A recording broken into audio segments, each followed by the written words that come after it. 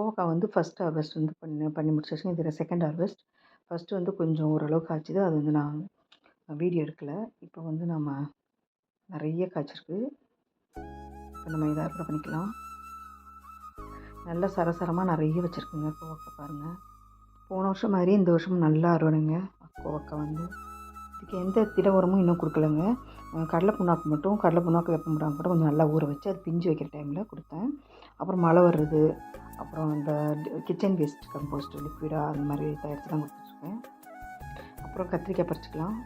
கத்திரிக்காய் வந்து ஒன்று இருந்துச்சுங்க, மற்றதெல்லாம் பிஞ்சாக இருந்துச்சு. அடுத்து ஒரு சப்போட்டா பழம் இருக்குது. இன்னும் நிறைய சப்போட்டா பழம் இருக்குது. எல்லாம் கொஞ்சம் பிஞ்சாக இருக்குது. கொஞ்சோன்னு ஒரு 2 நாளையில் பறிச்சிடலாம் அதெல்லாம். அப்புறம் ஒரு லெமன் இருந்துச்சு. அப்புறம் டேபிள் ஆரஞ்சு கொஞ்சம் ஒன்று இருந்துச்சு, பழுப்பு இருந்துச்சு, அதையும் பறிச்சிக்கலாம். அப்புறம் இந்த லெமன் வந்து கொஞ்சம் பெருத்து இருந்துச்சுங்க, இதையும் பறிச்சிக்கிறேன். அப்புறம் அந்த பக்கம் பார்த்தீங்கன்னா வெத்தலை இருக்குது. வெத்தலை கொஞ்சம் பறிச்சுக்கிட்டேன்.